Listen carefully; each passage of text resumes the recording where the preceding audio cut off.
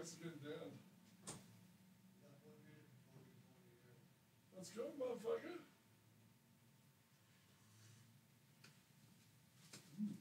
Hey, good call. This is for punk lighting. This is for punk lighting. Heavy on top. Oh, baby. 6:59. Okay, put your headphones on. Check, check, check. Put your headphones on. Check, check, check. Motherfucker. Yeah, countdown. 7:59.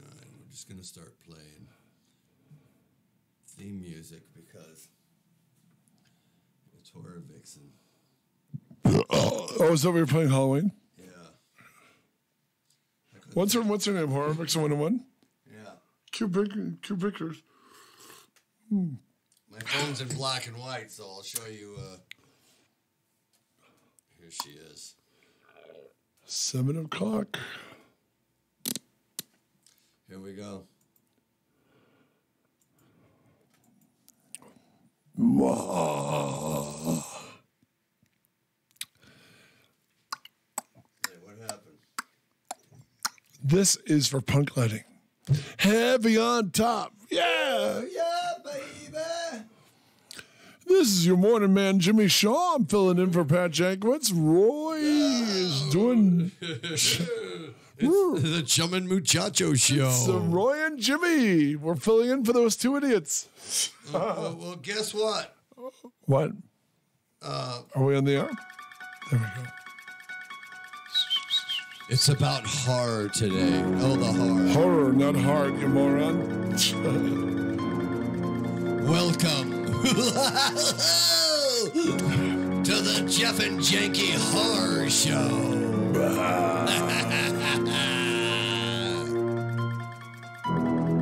You're too scared to scream as your soul leaps out of your nostrils. Yes. And blood curdling up through your lungs. As we talk to that dark princess of darkness from that hellish, rainy climate known as Florida, Horror Vixen 101. Woo-hoo! We'll be our guest. Beware. Michael Myers is probably fapping in the bathroom right now. Because she's so damn sexy. And Michael Myers is ignoring Dutchie's no fapping sign. He's ignoring Dutchie's no fapping sign. That's how evil here Michael in the Myers restroom at Chaotic Radio. Jason Voorhees would never fap because his mother is always around. Yeah, huh? Jason. Oh, what are you doing, Jason? Yes, mother. Jason, are you bleeding? You're leaking coolant. Aren't you supposed to go challenge Freddy today? I like when you fought Freddy. I think Goes to Hell is my favorite Friday the 13th movie. Although do you like, who do you think, I always root for Freddy because he's got more personality. Yeah, but Jason is implacable. Jason's like nuclear war or death. You can run your ass off. Jason's eventually going to catch you. Now, how did you feel about Jason versus Michael Myers? They never fought. What do you mean? What? Only Freddy. Michael Myers has never fought any other monster. Michael has never fought Jason? Nope. I think the rights to the Michael Myers movies were too complicated. For them to have a battle? Right. For them like when New Line acquired when New Line acquired Friday the 13th, it was only a matter of time before they put Freddy and Jason in the ring with each other because they're the two biggest franchises outside of the Ninja Turtles. Yeah. For New Line. But Michael Myers, he always had like 10 owners, you know? Wow. I didn't know that. Hmm? I didn't know there were so many involved with him. I thought he was a single entity owned by one person. No. Universal, Deborah Hill, Dino De Laurentiis. What is this, a Halloween tape? No, I was just trying to get some horror music when Horror Vixen calls up. She remains anonymous. She does not do Facebook. Really? There's a purity to that, actually. Yeah. I like your Batman shirt, Chief. Yeah, well, remember, I got this over at Toyzilla. Really? It was in the discount rack. What'd you pay for that? I paid. It was $10. Wow. It was hefty, but it's got the cool tag. All the What'd you pay for your Terminator toy? That robot. I got that for $8. Wow, good price. $8. It's still in good condition. It's a pretty durable toy. It's got the hydraulic things on it. It moves. No, anything. I have one in the package too, but it's missing the gun. I paid like maybe $10 more or something. We went to Toyzilla. We had a great time. We were in this upstairs private bar. And in the corner of the room was Redbone. Oh, yeah. That was great, man. And they played all their hits, but especially Come and Get Your Love from Guardians of the Galaxy. And then we're just sitting there drinking, Jeff and I at the counter, toasting Redbone, I really enjoyed that. The cool thing was there was a lot of guests, and you go around the corner by Grill 'Em All, that heavy metal burger joint. Yeah. And then Tom Kenny's band was playing, his 11-piece band. I never went over. I just stayed at the bar. I had a good time. Well, you were there too late, but Tom Kenny's band was great, and then he was signing autographs, and he's donating to charity all the proceeds from that. And there was some other character. The guys who... Okay, tell me about the guy. You know him. He said to get a hold for you. He's kind of standoffish to me. The guy that created Metalopocalypse. Oh, yeah, John. Yeah, he's big dude. Yeah, no, John. He's a good guy. Good guy. And I said, well, he's standoffish because I think a lot of people want stuff from him, and he's a cool dude. He had some good stuff for sale. He had some good collectibles. But I said, hey, he's an amazing artist. He doesn't know me, and he's just going like, I do a radio show with Pat Janko, blah, blah, blah. So we'll just have, kind of have Pat get a hold of it. Well, because he knows me. He knows me, so he wanted to, you know what I mean? I mean, It wasn't an insult to you. The poor guy, I think I've hung with him, and a lot of people want stuff from him. You know what I mean? I mean, he's directed Venture Brothers and Black Panther and all that.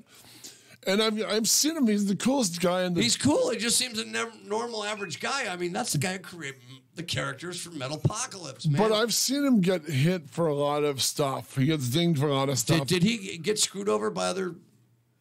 No. Quite the opposite.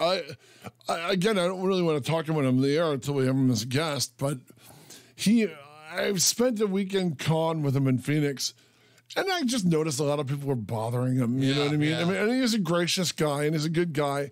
I mean, he's just so mellow and stuff, and there's the guy that created Death Clock, Yeah. All the characters, I'm all like... The guy's got some humor, man. He's a very sweet, funny guy, but I did notice a lot of people hit on him and, for stuff. You know what I mean? Yeah. Can you do this for me? Can you do that for me? And, I never want to be that guy doing that to, Make sense? Yeah. Yeah, but I can't wait to get him on the show. Yeah, a good guy. We'll have him on in the fall, I think. Yeah, you don't know if we could get him for the summer? Yeah, we can look into it. But remember, I'm bailing for Comic-Con next week. Oh, wait. I'm going too. Okay, well, there you go. You're going to bail without me? You never know. Come on, Jeffy's put us on he's my guest. I'm his guest, remember? I forgot about that. Jeff East is going to be at the San Diego Comic-Con? Yeah. Cool. Remember, the whole Superman cast is going to be there. I'd forgotten. Yeah. Except Valerie Perrine. I heard she's not well. Oh, wow. And have you ever met her? Yeah. In fact... I felt really bad. It was one of those show things. They had Valerie strapped into a chair so she wouldn't fall out of it. And it's like, I never even asked for an interview. It just made me sad. And I love Sarah Douglas. Is Sarah Douglas going to be there? Ursa. I'm not sure. I'm going to have to call Jeff on the phone then. I'll call him up after the show. Well, I'll do. I need to talk to Jeff again. I'm doing a Superman at 40 for a British Film Magazine, so it'll be fun to see everyone. Yeah. My. So, what have you done in the last 4 days? How was your 4th of July? I had this weird dream last night. Yes. God, it was weird.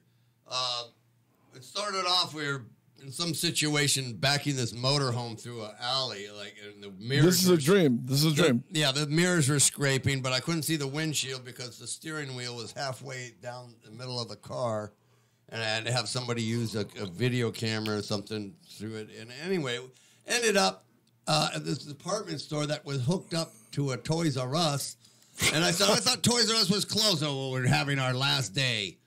Our last, all I just saw was a Toys R Us logo. Because in your dream, you really can't read script, you know? Mm-hmm.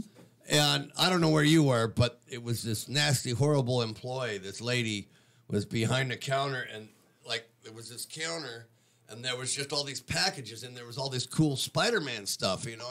And you know, push the button, it was like animated battery, animated Spider-Man stuff, and that stuff I just, you know, in reality, these don't exist, but they were really cool. Yeah, I'll tell you what you did. You conflated the death of Toys R Us with the death of Spider-Man co-creator Steve Ditko. That explains your dream. Yes, and I go, I want that one. I want that one. And she's all like, what? And she like shoves it aside. And so, what about this one right here? I go, I don't want that one. And there's this barrier. And then I open the doors, and me and a few other people were crawling over. I go, well, let me speak to your supervisor then. And then getting all nervous, you know. And then all of a sudden, like, okay, where's that cool toy? I can't find it. It's not there.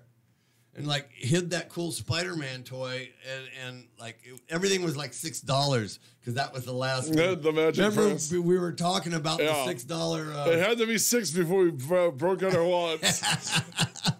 And I'm going like, oh my gosh, we got a phone call with our horror vixen. Hello, horror vixen. Welcome to Chaotic Radio on the Jeff and Janki Horror Show. Is this the lovely and cool Horror Vixen 101? Yes, this is me. Well, hey, tell us about that was Jeff Sargent doing the lame-ass Vincent Price laugh. I was just telling this story before I noticed you were calling in about this Toys R Us don't nightmare I had getting the last Spider-Man toy for $6. This is see, when we have a guest in the show, we don't tell her our problems. She tells us hers. Yeah, but it was a very disturbing dream. She hid all the last toys from me from the toys. Anyway, that was horror. The horror. Enough with your Freudian "my mother abandoned me" bullshit. Okay. But pardon my French. All right, lovely one. Since we'd rather hear it from you than Jeff this morning, give us your superhero origin story. How did you become Horror Vixen 101? Yes. How did I become Horror Vixen 101? Because I love horror. Well, actually, I do dig your Vince Price voice. That was kind of sexy. I like it. Don't encourage him, baby. Come into my laboratory. By that, he means the restroom.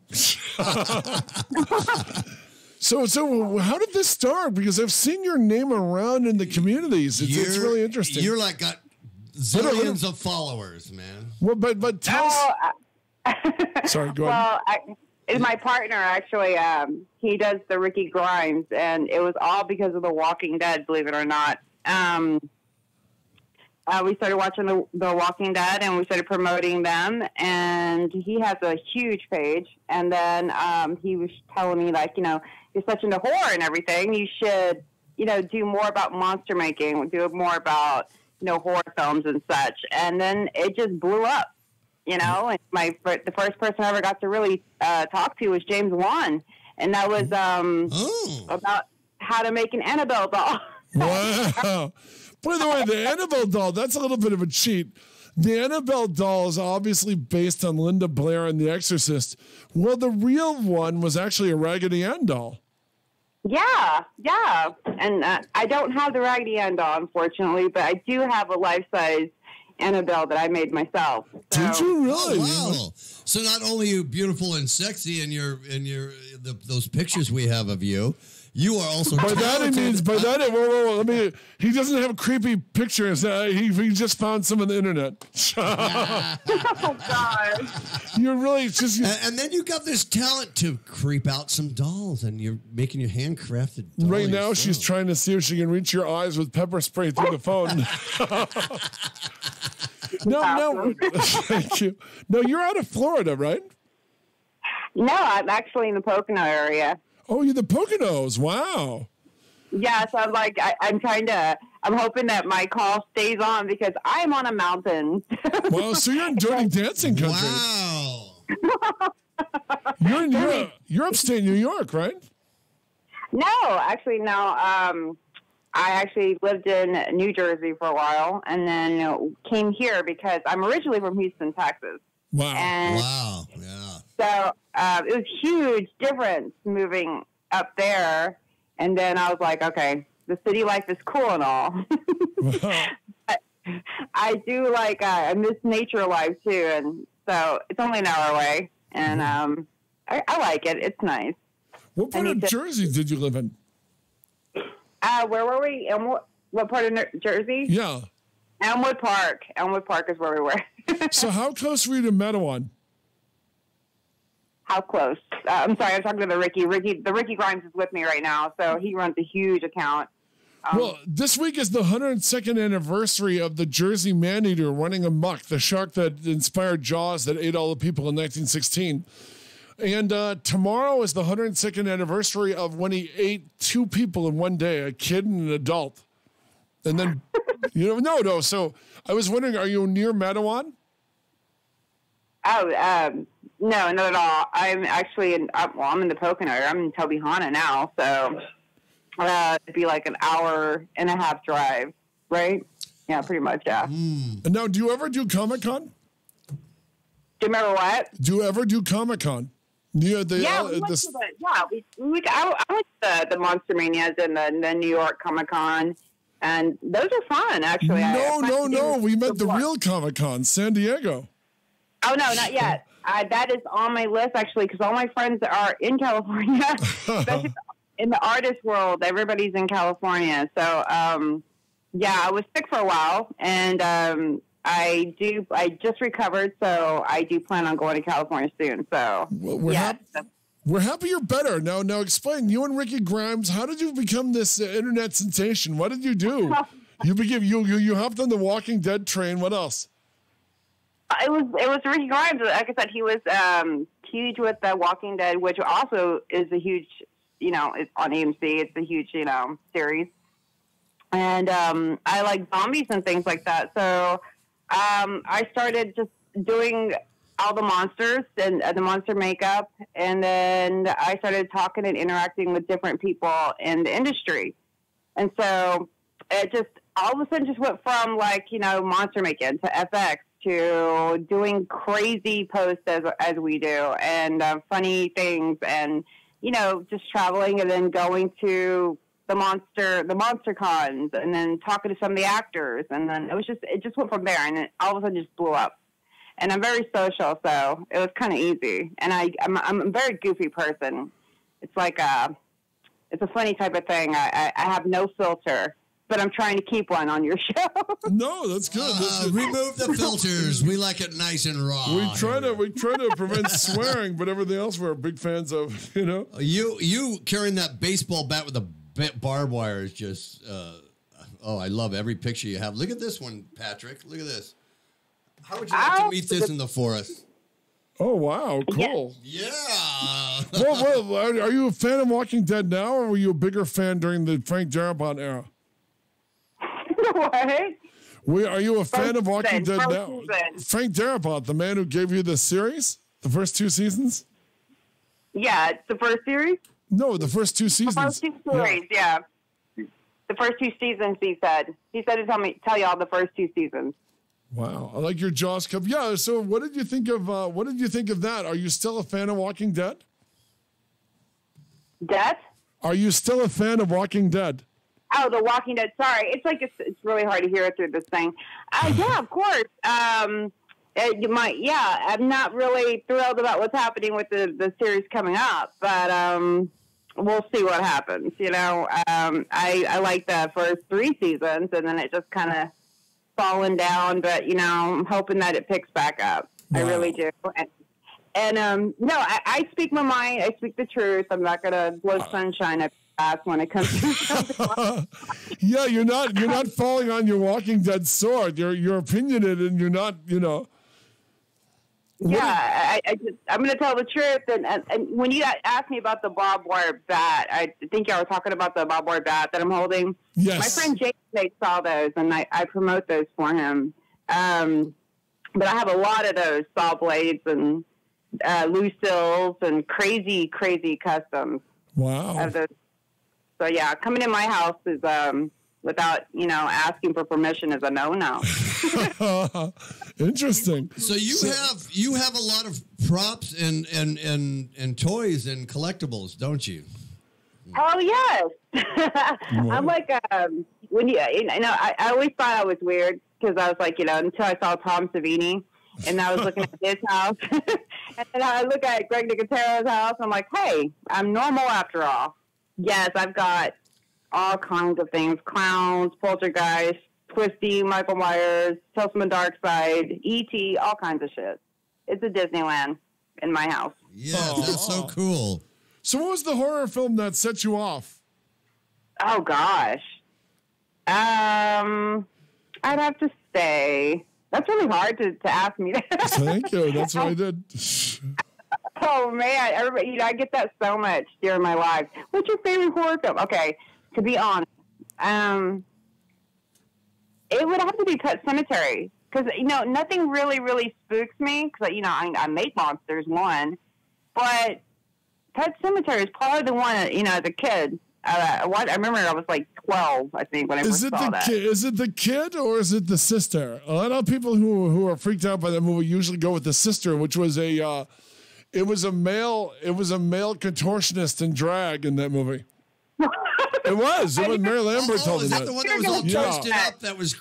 Yeah, remember Denise Crosby? And Denise Crosby told me the kid being hit by the truck and the sister were the two things that bothered her the most about making the movie.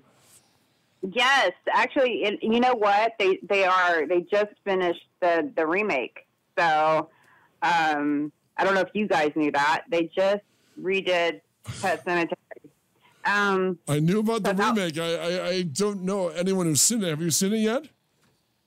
No, not yet. It's coming out 2019. Am I looking forward to it? I don't know if you can remake a movie like that because it was the only really kind of spooked me. And the script was by King himself too. I mean, you can't negate that Stephen King wrote the script. Yeah, it's like trying to make Misery. You can't do it. Kathy Bates, no. So yeah, Pet Sematary was it. Zelda was a huge part of it. There you go. See, everyone forgets Zelda. Zelda turns out to be what bothers everyone. It's not the dead cat. It's not the dead kid. It's always Zelda. It was Zelda. I mean, what the hell was she doing? And I always ask myself, even now, as I'm older, I'm like, what the hell is that little girl doing watching that shit? Well, it just means you had bad parents. Creepy. I mean, y'all didn't ask yourselves. I was like, why the hell is she by herself with that shit? Because that was, it's creepy. What kind of parents were that? But yeah. Well, your parents, I talked to them before the show, and they said they thought the best thing for a girl your age was to be raised by HBO. Well done. Tales, man, was one of my favorite HBO show. It is. Which one? Tales from the Crypt. You got to remember that one. Of course. Yes. Oh, man. Tales you can't exclude that one. No, That's a classic. That's a good one, man. And a couple good movies came out of it. I think Demon Knight is really legit, Demon Knight, Bordello Blood. And, that they're talking about bringing it back. So I'm really excited for that. And Tales from the Dark Side. So that's on the 2019 list, too, as well. They want to remake Tales from the Dark Side? That just seems wrong with George Romero dead. You know what I mean? Well, I think it's a Tom Savini and Greg Nicotero type of thing. And if Nicotero's involved, it'll be good. Nicotero's a genius. Yeah, because I actually ran it. What was it, MonsterCon that we ran into Tom Savini?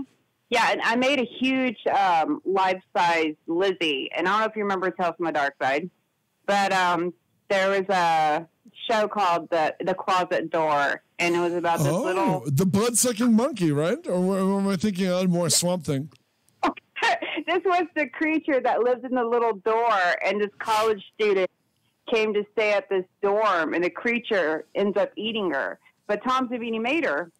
And so it's really cool looking. And so I made a life-size one of my own. And then I ran into him at the Monster Mania, and we were talking. And usually everybody that sees Tom Savini, the first thing they talk about is From Dusk Till Dawn, or they call him Sex Machine. Yeah.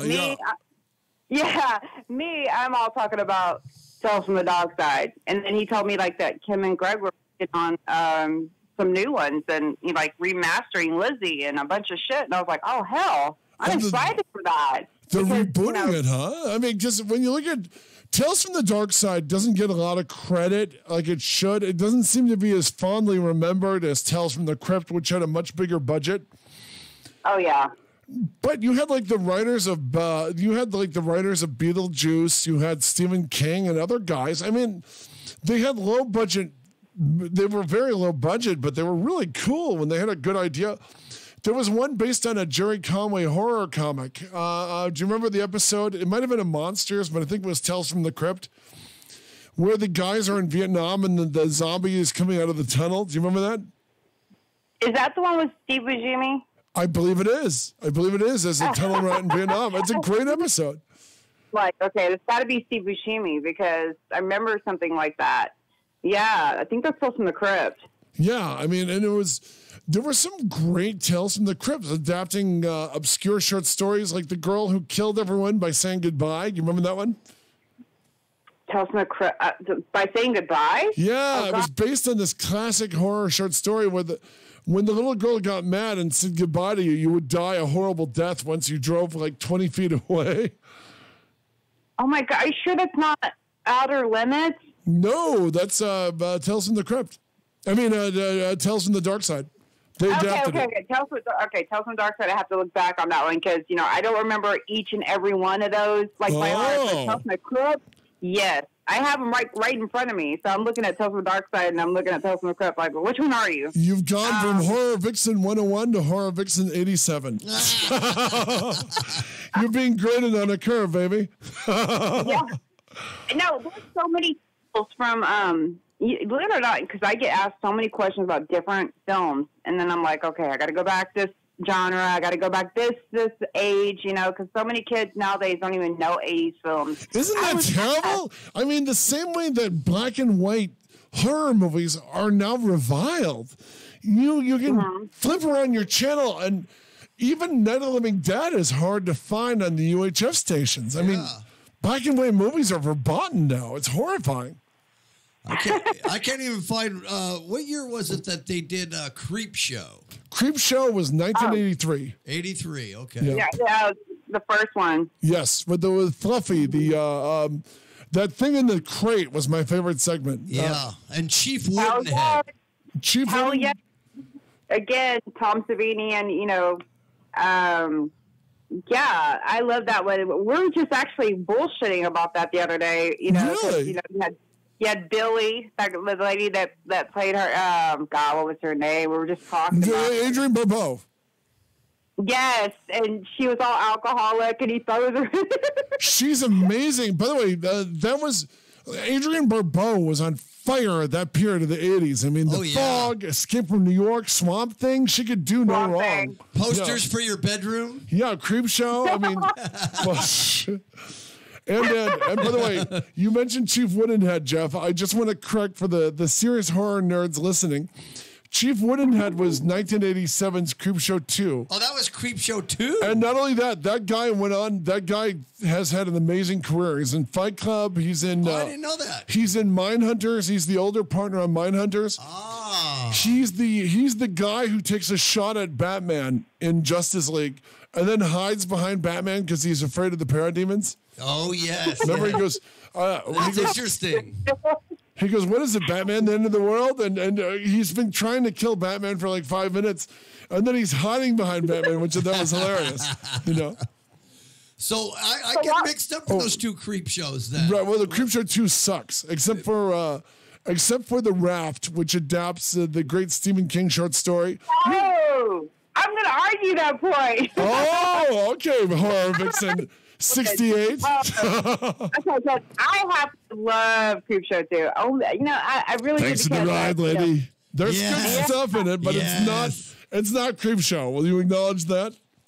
Yeah, no, of course it's not Creep Show, but it's really fucking cool. I mean, I love the Indian warhead, you know, the Indian chief. I love Old Chief. By the way, that's based on a song by Hank. If you listen to the song Kalijah by Hank Williams, wow, they basically turned Kalijah into a Creep Show story. That's crazy, man. Isn't it? Isn't it? I mean, Chief Wooden, that's great. That's pretty creative, though. Yeah. And I'm blanking on his name, but the guy from Mindhunters has the great line, playing an evil Indian guy. My hair is going to get me paid and laid. Remember, that's his big line. Yeah. Because the people are going to want to pay to have my hair between their legs. Exactly. And remember, he's also there's the adorable freckle-faced girl in Creepshow 2, The Raft, the opening segment. That's Paige Hanna. That's Daryl Hannah's little sister. Wow. And get this. Really? Oh, yeah. That's Daryl Hannah's little sister. And you're thinking, what happened to that adorable little minx? She ended up marrying Lou Adler, who's like 40 years older than her and lived happily ever after. At least he did with her. Hey, if it works, it works. That's all I can say. All I know is she wakes up and sees Malibu outside her bedroom window. That's got to work. I have something for you guys. You're going to be like, what? Lay it on us. So we all know Creep Show. We all know Tales from the Dark Side. We know our Tales from the Crypt Beyond. Of course. But we also know Gremlins, correct? I love Gremlins. So I'm on live, and I get a lot of questions about horror films and what I think should be remastered or what not. And then I get a couple of kids that ask me, what is a gizmo? Oh, you got to be kidding me. Are you serious? They don't know what gizmo is?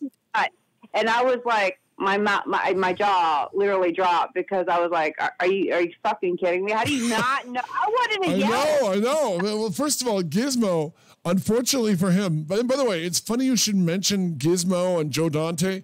Yesterday was the 20th anniversary of Small Soldiers, his de facto Gremlins remake with action figures. Oh, I didn't know that. And there's a lot to like in Gremlins. I mean, Gremlins is basically a 50s horror film. You know what I mean? With the right down to when it eats the science teacher who was Glenn Turman, who played the same role in Super 8 like 30 years later. Yeah.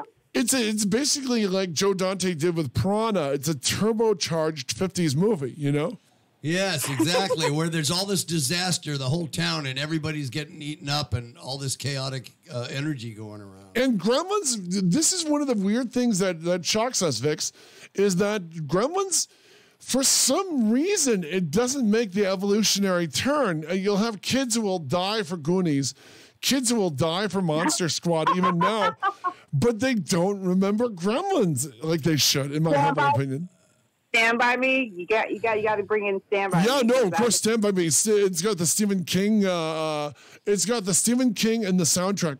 By the way, you read the novella it's based on, right? The novella. Yeah, it's based on the Stephen. I'm not being fancy. It is a novella, smartass. It's from his book. It's called The Body. The original story. The Body. Now, listen, if you read the novella, which is like a really short version of a book, Smarty, it's word for word Stand By Me, you know, which of course is the adaptation of it. You know, they've got, you know, I ran all the way home and all that other stuff is all in there. And let's go, you ever see a body? Let's go find Ray Brower, blah, blah, blah, blah, blah. But what they cut is the last 5 pages of the story. Remember where, lovable Richard Dreyfuss, let's go take the kids out for ice cream? Yeah. At the end of the novella, which is because it's in his different seasons, which is a bunch of stories too long to be a short story, too short to be a book. He runs into Ace, the Kiefer Sutherland character, comes looking for him the next day, beats the crap out of Gordy, the kid, the lead kid, breaks the little kid's nose, shatters his teeth, and at the very end of the story, when he takes the kids out for ice cream, He drives past the old mill and he sees the bar. And he sees a middle-aged Kiefer Sutherland coming out of the bar, and he remembers when Kiefer Sutherland handed him the beating of his life. Not exactly a happy ending. Yeah. You got to remember, that's actually pretty fucking cool. Isn't it? Yeah, it's edgy. Because, he did say to him, he goes, it's big time, baby. And Kiefer Sutherland, because I love him in Lost Boys, but it's just his demeanor, and I could totally see that. I could totally see that, because he was like, he kept telling him, you're going to pay for this. And he does. He catches him the next day and breaks his nose and shatters his teeth. And it's so edgy, but it's like, it's a happy ending for the hood, but it's not really happy. There's not exactly the fun Benny King song you get out of the movie. Yeah, it's like the lollipop. Yeah, exactly. Yeah, nobody's talking about Mighty Mouse and Superman there. Such a Disney film we got going on here. Yeah, it's interesting because it's like a dark Disney film. You know what I mean? I mean, the King stuff. Shawshank Redemption became one of the best movies, if not the very best movie ever made of a King novel, in my opinion. I agree. Stand By Me is fantastic, and they're both in that short story. Bryan Singer did Apt Pupil, which has moments, but it's a little, unnerving.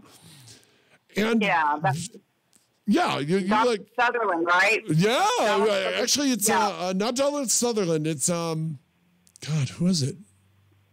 Damn it! But it's a Sutherland. It's a Sutherland. I think there's a Sutherland in there too, but I remember in the story, Stephen King cast the kid's dad, Todd, the Nazi worshiper. Yeah. His dad, it's Magneto, is the Nazi, but in the book, King wanted the dad to be played by the guy who played To Serve Man as a Cookbook from the Twilight Zone is who he describes the dad as looking like. Huh. I didn't know that. Oh, yeah.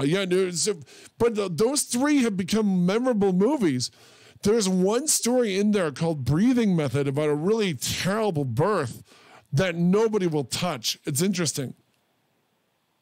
I'm interested. Get a copy of it because I'm not going to pitch it to you on the air. It's worth a read. Yeah. And it's unnerving. Something terrible happens and they have to deliver a baby. And it's the one story from that book. They've done a couple dollar babies, where people make like short movies based on Stephen King stories. He lets them rent it to him for $1. But they don't. It's the one story that Hollywood has not touched, and probably because it's so grotesque. Well, yeah. There's so much things that Hollywood won't do because I really want them to do The Entity. And no. Yes. No. The Jason Blum is remaking The Entity based on the story more than the movie. They're remaking The Entity. This is James Wan, I believe, is writing it. Who played the girl in the first one? Barbara Hershey. And Barbara Hershey. And Barbara Hershey will rip. It happened to a friend of mine. If you ask her if you have a press junket with Barbara Hershey, like an idiot I know went to a press conference for Beaches or something, and tried to ask her about The Entity, and she yelled at him for 10 minutes. Well, I knew that John. It was like how many? It was like 3 years ago, maybe 3 years. Yeah, that James Wan was going to try to do something with The Entity, yes. But it was never confirmed, as of whether they're going to do it, should they, or what was going to happen with it. I asked him about it, and he was hell bent. I asked him about it when he did Insidious 3, I believe, and they were hell bent on doing it. The problem with that, turn that sound off, will you? We have a beautiful guest on, and we can't hear her. Well, all right, he's turning on the air conditioning because it's hotter than hell. But Horror Vixen, I was going to ask you is, I think a couple things stopping. And by the way, that took place, I believe, in Gardena, which is about 30 minutes away from us out here. Mm-hmm. And the problems Entity runs into is, the ghost rape is really unpleasant. And she specified it's ghost gang rape, and it's a group of dead Asian guys, all of which make it politically incorrect. Well, my thing is, I wanted to do film when I was younger, and then I ended up making monsters. Now I'm going backwards. I want to get into film. And I even said it to a director, I think it was Damien DeLeone, who just did Terrifier. And I said, if I could do it and get nude, I would totally do it. I don't think that should be even a factor, because we watch movies nowadays that are far more worse. Like I Spit on Your Grave. Come on, guys. I mean, the entity would be nothing compared to some of the films that we've seen. The House that Jack built that is coming out is really far more. It's a little, there's some really crazy ass movies out there, and I don't think that rape scene is, that bad. Because, it's bad. You see the whole fingerprints and some certain little things, but it wasn't as bad as what you see now. I saw it about 4 years ago. It's something called Spookathon. And unfortunately, there were a lot of creeps in the audience who were rooting for the ghost, even encouraging him. And her body, the body with her head placed on the top, is so damn fake by today's standards, Yeah. Yeah, but back then it was really cool how they did the fingerprints. Of course, now you look at it and you're like, it is still kind of creepy. But for some reason, it's the whole rape factor. But I get mad about that because I'm like, have y'all seen I Spit on Your Grave? And are you talking the new I Spit on Your Grave or the classic one? Oh my God! Both. I mean, they're both pretty. Gruesome. I mean, add to that, and by the way, Camille Keaton is so beautiful in the original film. Add to that movie was directed by her husband at the time. And by the way, here's a fun fact for you. You know whose back that is on the cover of the DVD box and the video box from the original DVD run or VCR run? Yeah, I still have my original. Yeah, that's that's the back of a then unknown Demi Moore.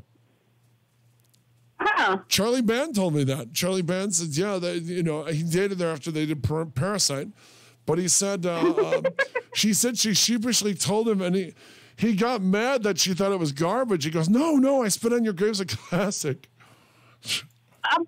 People didn't. They were like, "What's the whole point of this film?" Because again, like the entity, you're always going to have somebody that's going to give you bullshit about.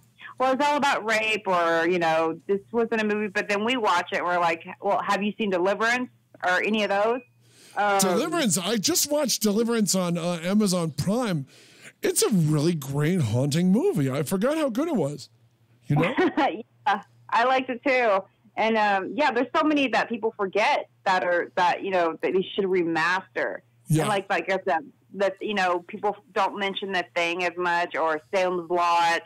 Salem's Lot is amazing. I mean, Salem's Lot supposedly is the first miniseries that killed a kid. Did you know that?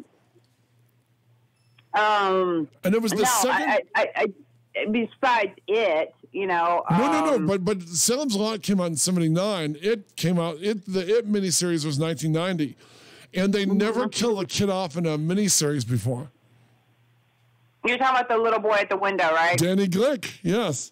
Yeah. I mean that. Go on. Go ahead. Here's a fun fact for you. The little boy at the window, Danny Glick at the window, the dead zombie kid, vampire kid.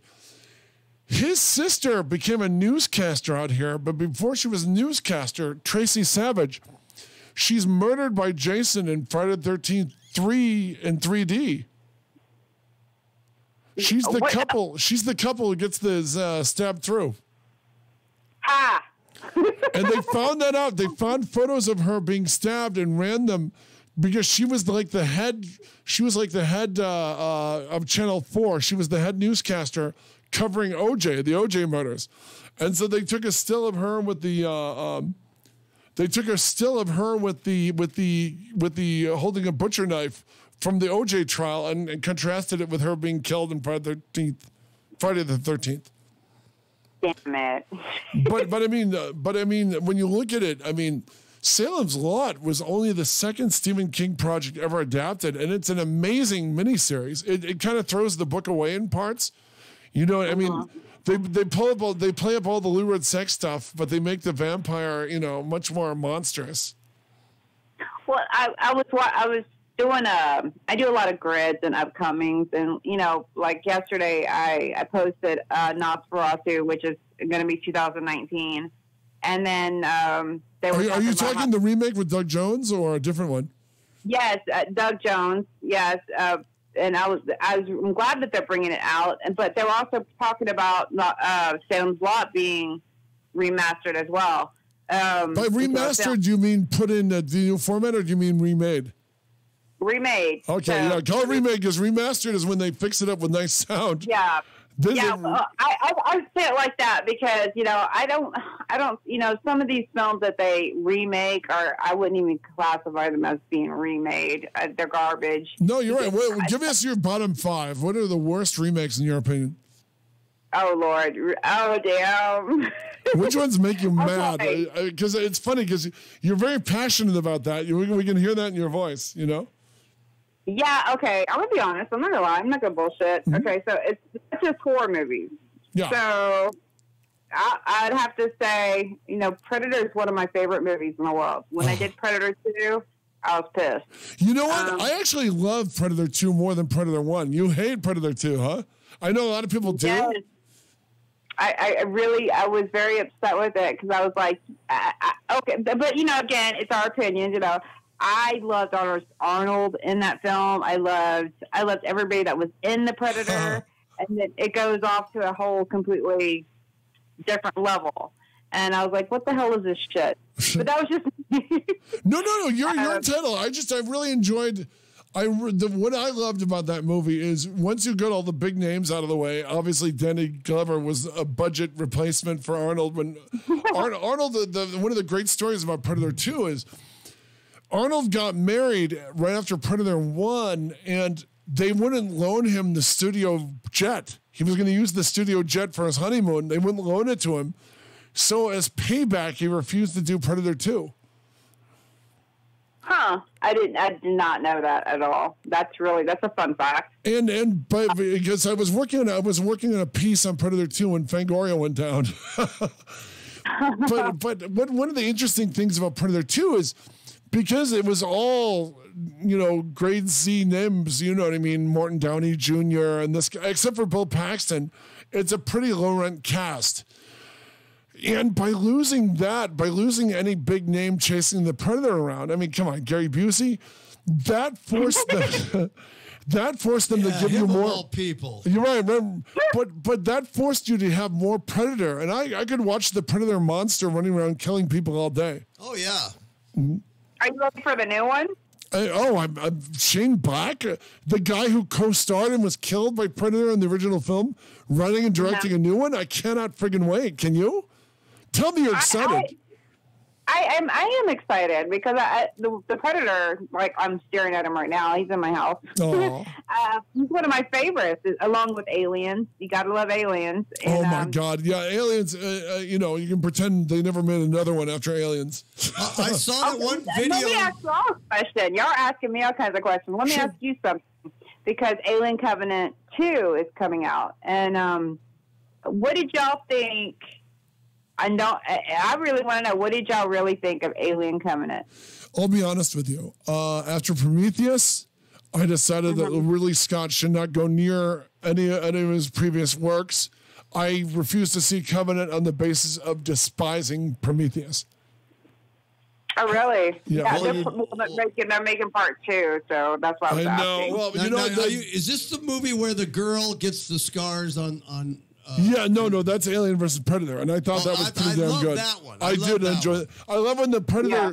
I love when the Predator and the ending of Alien versus Predator. I love when the movie is kind of ridiculous until the last 10 minutes.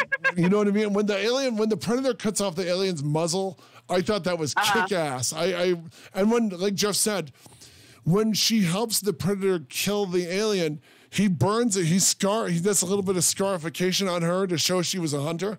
Yeah, and they do have. And it saves her later in the movie, which I thought was great. They show their compassion. They said, "You're a challenger. This is your reward." Just like Danny Glover got the Danny Glover. That's what I love. That everybody gets a reward. Horror Vixen. Do you love the ending where you see the alien skull of Predator 2, or were you going to trash that too?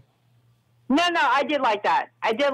And I do have a question for you because I was a kid when I did see that in the theater. I remember I went with my father because, right. you know, we did a lot of things together. We watched Bloodsport in the theater. We watched... You saw Bloodsport with Jean-Claude Van Damme? Your father sounds like a hell of a great guy. Hell yeah. I was his Tom girl. So I was like, yeah, I was a tomboy. So, yeah, we watched all that shit. And, yeah, I was excited. But, yeah, the ending of Predator 2, yeah, I liked it. And the whole thing with, you know, he marks you, people always say, oh, the Predator's the killer. Well, I do have a question because, you know, do y'all remember, okay, since you like Predator 2 so much. You're going to ask about the cemetery scene, aren't you? No, I'm not. Okay. Do you remember when the lady was pregnant and he was like... that's one of my favorite scenes in the movie. He showed compassion. The baby, no, but not just compassion. He sees the baby. The Predator will not engage anyone without a weapon. And he sees the baby as an innocent, since the baby's there, he spares her because the baby, you know, I just thought that was really interesting that even though he's an alien monster from outer space, he has rules of engagement. Yes. That's like, they are, I'm not going to combat, that's like going in with a child and say, I'm going to go kick your ass. You know, it's like, he wants a challenge. If you're somebody that he could easily kill and you challenge and you kill one of theirs. Yeah. They're saying, here's your trophy. Here's your... He doesn't see honor. Like us. Here's your reward. He doesn't see honor in killing a pregnant animal as he sort of sees humans. I mean, it's different from mercenaries in the jungle. You know what? The other thing I asked Bill Paxton when I did a story on Bill Paxton, I said, you were killed by an alien, a predator, and a Terminator. What was your favorite? And he was a Southern guy, so he was a hunter and everything. And he goes... I was most scared being killed by the Predator. I'm doing his voice badly, but that's how he talked. He goes, there's something about an animal. There's something about a monster who sees you like a squirrel. The way you see a squirrel in a tree, that was really scary to me. So he was most scared. He loved his death in Predator 2 more than Aliens or Terminator, and I thought that was fascinating. That is kind of fascinating. I would have thought he would have said Aliens. Yeah, you would think it's the best of the movies, but he remember him and Lance Henriksen are the only two guys who've been killed by Predator, Alien, and a Terminator. Yes, that's crazy, man. Yeah, I miss Bill Paxton. So do I. What a great actor. What a great genre guy too. You know. Yeah, he was in so many. He played an astronaut for crying out loud. Yeah, and by the way, he was in Titanic. No, this is right. He's in Titanic. And one of the funniest things about him, he was really frustrated when we were doing the interview because he said James Cameron kept hiring Michael Biehn, and he goes, he wanted to be what Michael Biehn used to be to James Cameron. Okay. And one of the great things he told me is that when you see him as the sleazy used car salesman in True Lies, which Cameron, True Lies. And he does that voice, you know, his would-be sexy voice. Yes, I do it all the time. Yeah, that was him doing a parody of Michael Biehn to make James Cameron laugh. And after he showed up in True Lies, he replaced Biehn and he became James Cameron's go-to guy. He just showed up in every single movie after that for Cameron. I just watched Michael Biehn in The Abyss the other day. And I think he's hammy in The Abyss. I don't like him in The Abyss. He was just, I was glad he died because he was such an asshole in that movie. Well, I preferred wrecking all that expensive equipment, the submarine, and wanting to blow up the aliens. I just wish that movie wasn't 3 hours long and Close Encounters underwater because I'd already seen Close Encounters. Yeah. I'd already seen Cocoon. I knew how it was going to end, and it still takes. Cocoon. Yeah, it's Cocoon. That movie is Cocoon. Yeah. James Cameron's The Abyss is friggin' Cocoon without fish. There are no fish in The Abyss. It drove me nuts. Well, you didn't see any fish. The Thing? Which one? The Thing. What did y'all think about the sequel? Because we totally went left, man. It went from what are bad sequels, and then we went to Bill Paxton. Now it's The Thing. Now, are we talking Carpenter's The Thing, or are you talking the classic Howard Hawks original? No, I'm asking John Carpenter's. That's with Kurt Russell. Yes, correct? yeah, not just Kurt Russell, but Keith David. I mean, in fact, we're at the anniversary of The Thing this very month, I believe. You know, in fact, I thought they sent me an autographed picture from Bambox Collections from The Thing, and they autographed it. So I was really excited to have that. But I was want to know what y'all thought of the, remake of The Thing. Well, as much as I love Mary Elizabeth Winstead, I think she's adorable. I've been in love with her since Scott Pilgrim. Yeah. And I'll give them credit for one thing. It's a prequel. It's supposedly about the Norwegians from the beginning of the John Carpenter movie. Right. And the only good thing that came out of it is I covered Universal Studios did the Thing Outpost to tie in with the movie at their haunted horror nights, where they literally had you running through the outpost from the Thing, and that was a blast. I thought the movie was boring as hell. What'd you think? I really found it, and yeah, like what you said, it was a prequel. The best thing for me was when I saw the wolf at the end, because that, in the beginning of the old version, the old new version of The Thing. I wasn't really when I first saw it, I was expecting it to be more, it was too much hype, and then I saw it was just like the Hereditary. I'm sorry, I know you guys probably want to hear that I love that film, and I don't know if y'all seen it at all. Let me ask you this, because I haven't seen it yet, but my friends are extremely mixed. A lot of the horror people, some of them love it, but the people who hate it really hate it, and that gives me pause, because if you dislike it, you have to have a legitimate. What? Don't reveal any big spoilers, but what did you not like about it? Then you'd have to reveal a spoiler, and it's really kind of hard to say why. Okay, I can put it to you like this. Sure, please. It's kind of it's a mess. It's a story that it's all over the place with an ending that doesn't belong. Wow, yeah, a lot of people bitch about the ending, I've noticed. So I don't want to spoil it, but it's a mess of a story, and you're going one way, and then it turns and does a 360, and then you're like, what the fuck just happened here? This didn't make any damn sense.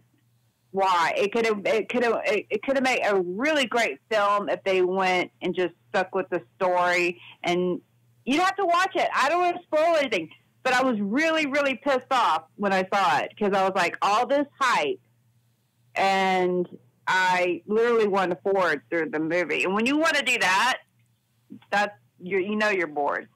Wow.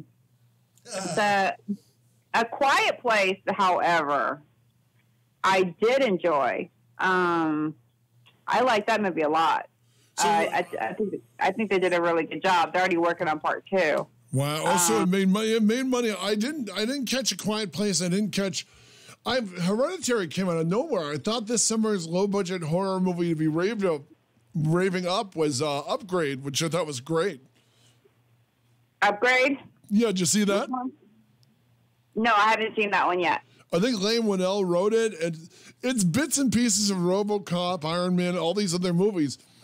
But it takes it to its logical, horrific conclusion, which I thought was pretty cool. But nobody noticed it. It kind of bummed me out, I know I haven't seen that one yet. Like I said, yet. I usually catch up with all of them. But there's a lot of films right now that are being made, and I'm asking myself why. Because I'm not impressed of lately. Unless it's like Halloween. I can't wait for that. A lot of Nick people Castle back in the costume. I'm really excited about that. As well as Jamie Lee Curtis, of course. Oh yeah, Jamie Lee Curtis is the main thing. I'm glad to see her back in the film. But yeah, that's another thing I get asked a lot. How do you feel about Chapter 2 It, or how do I feel about Halloween? I think you know, I thought it was going to go from the sequel, you know, Halloween 2, but then I read about it and it's going to be more like Halloween 1, kind of in the mix to Laurie Strode's not the sister now, but yet it seems like it's going to be a really, really good movie. I mean, I was really paying attention to it yesterday. I was doing some research and I was like, this could be something. I'm kind of, at first I was hesitant, but now I'm looking forward to it. So I'm like, and plus, you know, I'll be making some of the 2018 masks. So, oh, you will be. Yeah, because I do giveaways and stuff like that, and I do a lot of contests with directors or however, and then I'm going to do my own. It's audacious. I'll give them credit for audacious. So let me throw some current movies at you. Jurassic World: Fallen Kingdom. What'd you think? Oh shit! I have friends that worked on that, so don't be political, Smarty. Give us your honest opinion. No. I will say that I like those kind of movies. I really do. It's like I don't think that nothing's ever going to be Jurassic Park, the first one. Nothing. And this one is basically a de facto remake of The Lost World, I thought. Right. Yeah, this is Lost World, but you know, to me, those are great. They're great films. Yeah, it's a ride. It's an amusement park ride. I mean, I dug it. I noticed it was following all the same tropes of Jurassic of Lost World, which I wasn't a fan of. You know, I love the original. I thought the Spielberg one, for all the dinosaur action, I thought it was a slacking story-wise. And this is a remake of that. And I liked it. I didn't love it. You know what I mean? I love seeing Peter Jason, the guy who's done like 10 John Carpenter movies, as the senator in the beginning. You know, and Jeff Goldblum showed up to pick up his check. You know, and oh my God, that's that. Yeah, you just punch the clock. You know, it's like Laura Dern in Jurassic 3. They want to be in it. They want to make a little money, but they don't want to get muddy or wet or anything. You know, it's a plot now. That, you know, it's funny you said that because I don't know, y'all. I know y'all heard of the Daily Jaws. My friend Ross. The Daily Jaws? Yeah, that's my friend, and his name's Ross. He does a lot of stuff for Jaws. Is the Jaws the shark movie? Yes, and we're talking about sequels, and so he he's been talking to a lot of the people that were actually doing the films. He does all that research for the Jaws sequels. Yeah, but no, he's basically Jaws. So we make fun of the sequels because, like you said, what was the worst one? To me, I thought Revenge was really bad. Well, Revenge has the water slapping the horizon, and the last 20 minutes are them trying to give the shark a heart attack. It's pretty bad. Yes. Well, Ross told me, he said the funny thing was with that is that he said Michael Caine said he was just there for the partying and the paycheck. And yeah. He said he's never seen the movie, but by all accounts, it's horrendous. He goes, however, I lived in the house in the Cayman Islands that Jaws: The Revenge paid for, and I can tell you it's marvelous. Oh my gosh, that movie is so horrible, but it's funny to do a commentary to. I've done it plenty of times on live. You've done a Jaws: The Revenge commentary. Where can I link this to a site? I've done live, and sometimes I'll save them, but now I'm more requests to save them and start doing YouTube because I do. It's like it reminds me of Mystery Science Theater. If you love that, that's pretty much what I do. I'm like the Elvira of making fun of films, and then I get a group of people that come in and we just roast it. But it's not just any film. It's got to be like Jaws: The Revenge, something just out of nowhere that you know you're going to laugh at. Like, to me, the Cult of Chucky was not scary. Well, the Cult of Chucky, though, they're doing it for laughs after I think Bride of Chucky kind of, you know what I mean? It's like the later Freddy's where Freddy is basically a game show host. You know what I mean? Right. Because I thought, I don't even know how to explain this. I love Chucky. I have Chucky everything. And, but when I saw the Cult of Chucky, I was like, what is this shit? You know, I was really mad. My favorite Chucky thing I've seen on YouTube is the people waiting at the park bench and the little midget Chucky breaks out of the glass and chases them. Have you seen that? You know about the prank? Yeah, the prank. Yeah, I thought that's the greatest. People are just terrified, man. They just see the lights blinking, you know, and then just break through and attacks them with the knife, you know. I think that same person was at that what is that in Universal Studios y'all have? Because I haven't been there yet. But they have like during Halloween where they have the shows where Horror Nights, yeah, they have him running around, you know, just scaring the shit out of people. I was like, dude, I would love to see that. That'd be great. And the It House and the Insidious. I have not seen Universal Studios, so. That's in Florida or here?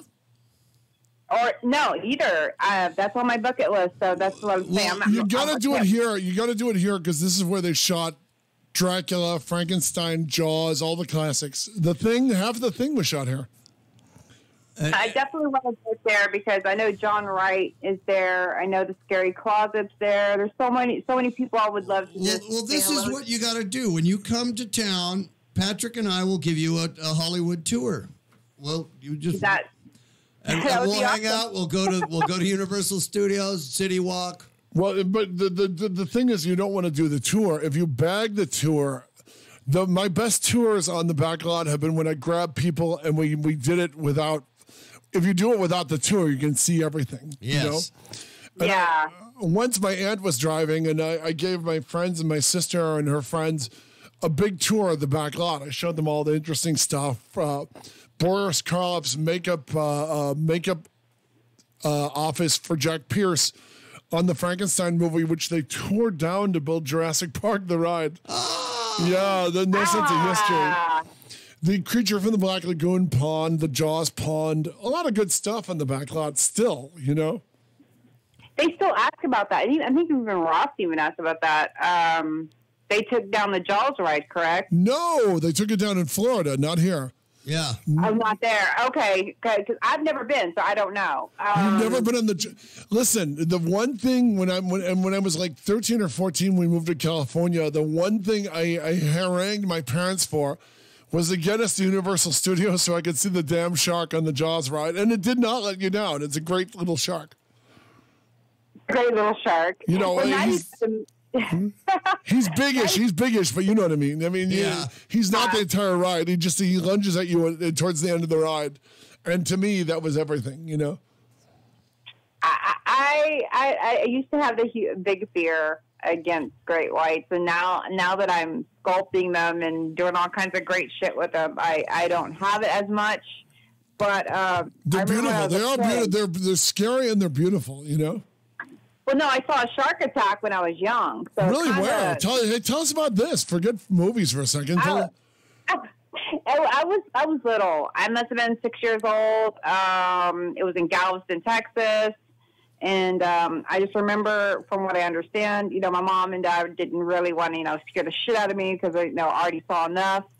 But yeah, tiger sharks. And I just remember a guy going down and blood everywhere. And I'm sorry, as a kid, I don't give a shit how many scary movies you've seen. That it kind of traumatized me, you know, a little bit. Sure. But yeah, for a while, my dad would take me deep sea fishing, and he'd show me, and I'd see. But I'd always have that fear, like, oh shit, you know, I'm gonna, you know, get attacked by a shark. So it took me a while, and then actually it was Discover Sharks and the Daily Jaws who helped me get over it. And then I started sculpting them. And then I got a tattoo of a huge Jaws on me now. And I think we're going to need a picture of that. We were just looking at that, and it's got like 10,000 views or something like that. It was just like, wow. What's interesting is, as far as that goes, my father, brothers, and I used to camp every summer. We'd have like a boys' weekend where we'd camp over by Pismo Beach. And in 2005, I guess, 2004, 2005, we came to a Villa Beach like 2 days after a woman was bitten in half. You can read about it in The Devil's Teeth, a great book on American shark attacks. And wow. I took pictures. I did a book on Jaws movies, and I took a picture of the sign. They had the sign of the shark attack sign. And I actually interviewed some women on the beach who were running a sunglasses hut. And they were describing all these women and men vomiting on the boardwalk as they brought this old hippie lady would swim with the sea lions every morning, which was incredibly stupid because one, sharks come around hunting first light. Two, she's swimming in the middle of these sea lions, and they're happy to have her there because when they see the shark coming, they all veered in every direction, and it bit her in half. I mean, the women described to me them dragging her on the beach and her upper torso just bleeding out on the beach, and it was just horrific. I mean, but the shark attack sign was, Tiburon, Alarma, blah, blah, blah, blah, blah, on Avila Beach. And the year before, I'd asked if they ever had shark attacks when I was watching all the sea lions. And the lifeguard told me, oh, no. We had an oil spill here. There'll never be sea life. Sharks will never be here again. And they said a 15-foot great white bit her in half. It's 9 months later. That's what she gets. Well, but after an oil spill, he was telling us confidently how sea life have abandoned this place. And sure enough, she got bit in half. Yeah, well, you always hear your stories about, I look at it like this. If you're going in a shark domain, then shit happens. Yeah, it's his living room. And I don't blame the sharks. I really don't. I know that a lot of people are like, sharks are bad, and they say you can get into a car accident or this or that before you get bit by a shark. If it happens, happens. I'll take the car accident, thank you. Well, if it happens, it happens. But you know what? It's whether you want to be in that, in their domain to where it can or cannot happen. That's up to you. For me, it was in the shallow end in Galveston when this dude got bit. And I'm like, I figure it could happen anywhere. So I just feel if you're in their domain and you get bit, your ass gets bit. So that's your consequence. A car accident is an accident. You go in the water, sharks are in there. That's all on you. So I don't blame the sharks at all. This shit happens. I just posted a video yesterday. It showed it was in some third world country somewhere because they had a little bridge and an aquarium. It had snorkelers swimming with a big, like a 12-foot hammerhead shark. Did you see that? I didn't, but I remember we were in Florida when a hammerhead came into the swim area and they evacuated the beach, and I just remember how aggressive are they? I mean, are they? They will. Yeah, because this guy. It was weird because it wasn't like the movie where the shark fin just comes at you in a nice. This had this lazy. The fin would go back and forth, kind of a lazy, slow. Yeah. And all the fish were leaping into the air. I remember this because my dad, my Uncle Jerry, and my brother Tom and I were like 10 feet from the beach. And you just felt this eeriness. All the fish were leaping out of the water, and the fin broke like 6 feet in front of us. And it was just terrifying, Hell no. Yeah. I'd have a heart attack. It circled and circled. We stayed together. Usually they'll attack you alone. If you're splashing, you know what I mean? It seemed to mind its own business, and it circled us a couple times, but because we were all together, it did not attack, and but it was just eerie how quiet the water got. All the fish were leaping, but other than that, it was just still. It was really unnerving. Well, see, where I live, I think where I live is a little bit worse than me having to face a great white shark, even though because that's my choice. If I want to get in a shark tank or whatever, a shark cage or whatever you call it, I completely put myself there. Here, I got to deal with black bear, which can just because I'm in a state park, they roam around everywhere, and there's no running from those things. So I feel like those are more dangerous than me facing a great white. Because the bears are everywhere right now, and they're pretty big here. And we got small bears here. Our local mountains, our bears are pretty small. They're little dumpster diggers. Yeah. Well, my father had a brown bear in the backyard after the fires about 4 years ago, and they were shooting him with beanbags, and he was just trying to get out of there, and they drugged him. They drugged him. They took him down between my dad's place and the neighbor place. And once he was unconscious, I actually petted a bear, which, you know, when you get a chance to do that. Yeah. You know, once he was unconscious, but, you know. Yeah. Oh, I was actually yelling at one the other day. No, I didn't realize it was a baby bear. I thought it was my cat. And, and I'm serious. I was outside, and I was actually on live, actually. And I was like, Damien, get upstairs. And he was going down the rock stairs. I have this little rock stairs, and it goes downhill. I'm literally the house on the haunted hill. So, so I see what I thought was my cat, and I'm like, Damien. And usually he'll turn around and look at me, and I was like, oh shit. Now, if you know, I noticed it was a baby little bear, and I was like, oh shit, the mother's got to be here somewhere. So my ass went inside. Wow.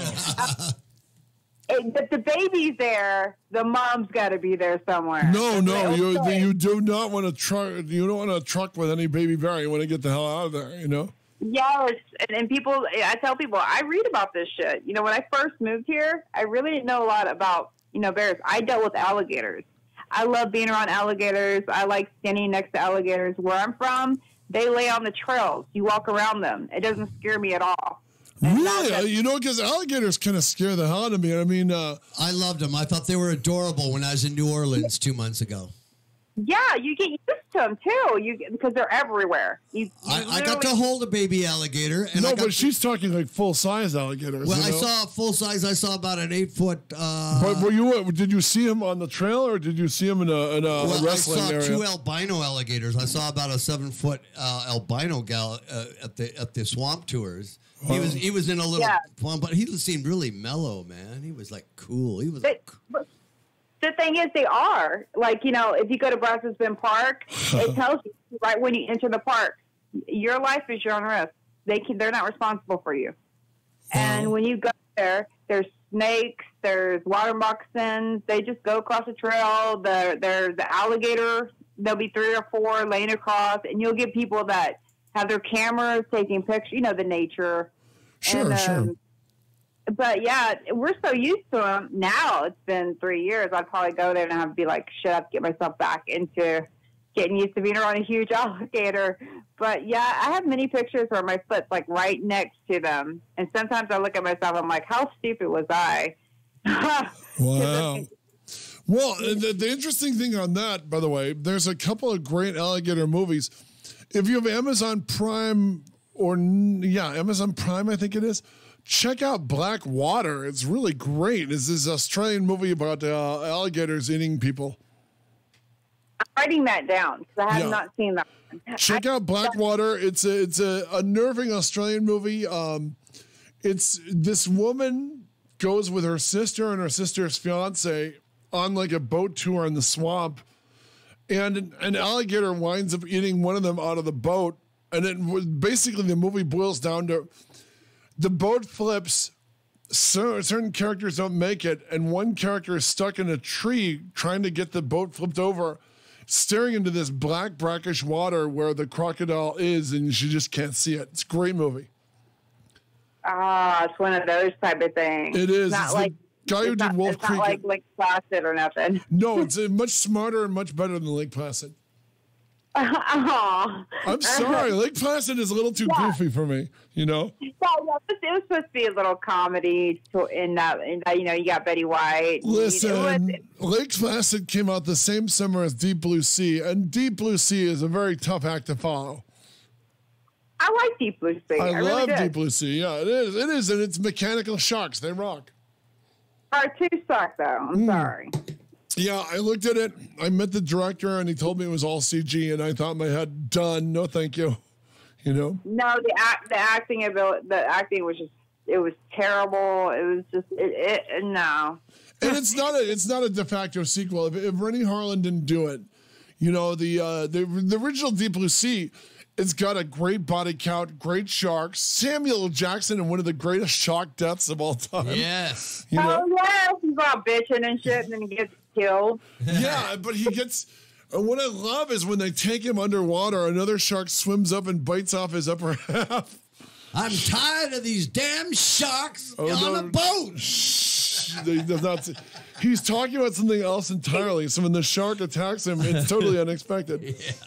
And you know, it shakes you up as an audience member because you don't know where it's going. What happened so fast? It's like when he was on Snakes. He goes, "I'm tired of these snakes on the motherfucker." Yeah, it was funny. He's like, oh God, what movie is he not in? Well, but anyone he's not in stars Josh Brolin. Right.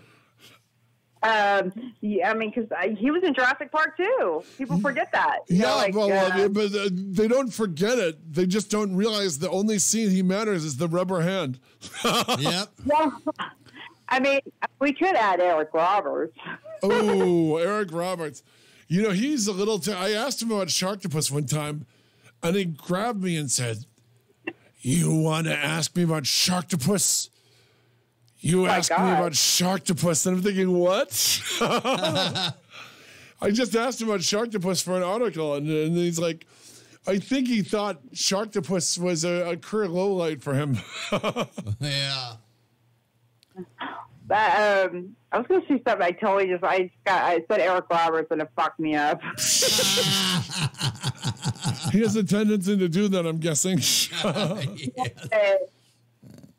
So how long is this show? I didn't even ask. I don't even know what the hell. You're on We got you for the whole show, baby. We got you for 40 minutes to plug whatever you want to plug. Hey, we ain't letting you go for a while. You're interesting, you're entertaining, and you zipped through the first... we got 40 more minutes of you, baby. Yeah, please tell us about yourself anyway while we're at it. You told us the origins of this. What did you do before Horror Vixen 101 came your way? What did I do? I actually I ran a store called Zoomies, and I was a store manager for a while, and then I traveled, and I got to interview, people like from Jackass, NFL players, fun stuff like that. But then it was just kind of like, they don't want to do that anymore. And then I wanted to get into the monster making field. And so I started doing that because I was always an artist my entire life. I loved Salvador Dali. I loved Geiger. And then I just said, hey, you know what? I want to make monsters. Interesting. And then that's what happened. I did a little bit of everything. If I wasn't in the fields, the factories, apparel, restaurant industry, business, I did it all. And then I ended up making monsters. Now, have you made monster for film, or are you just making them for fun? I do it for customs and for fun. And then I want to do more for feature films, but that's being in talk right now. So, that's in progress. Interesting. So have you got into the mold making part after you're doing sculpture so you can make copies and whatever? Actually, I have Damien Leone that's going to teach me that, because he's like, you need to do all that because, you can remake all this in the resin and all that stuff, because that's what he does for his films. And, I was going to ask you guys, can y'all give me like a couple of minutes just for a sec? I have to go do something just real fast. Please do.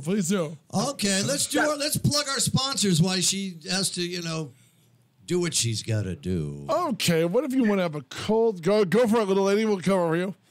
Okay, what if you want to have a cold drink in the loveliest town in America, Little Upland? Well, that would be Pacific Wine Merchant and Cigar Exchange in downtown Upland at the Metrolink. That's exactly right. And live bands on the weekends? And the finest humidor of cigars from all over the world, including Cuba. You can have a delicious cold drink as you watch the sun set over the blue roof of the IHOP down the street. Looking toward the west, of course. Always. And fine brews. I mean, wines, craft beers from local businesses and breweries, and wine from all over the world. Not only just California and Napa Valley. Oh, yeah. I mean, I'm totally down with that, And it's such an easy, comfortable setting, in the patio area. It's warm, it's friendly, it's forgiving. Yeah, and famous people show up. Yes. Like Tommy Lasorda. The great Tommy Lasorda, and our friend and yours from Taking a Pelham 123 and Night at the Museum. Yes, Bill Cobbs. Mr. Bill Cobbs. How cool is that? I always enjoy it. It's so. Are you back, Smarty? You're giggling. That's Pacific Wine Merchants and Cigar Exchange. It's a long walk from the Poconos, but anyone else can enjoy it. A proud sponsor of the Jeff and Janki Show. The Jeff and Janki Show thanks you for I got those own voices like, hey, how you doing? This is my radio voice. That's Jeff's porn star voice. Come into the Upland Wine Merchant Cigar Exchange. And visit our dungeon.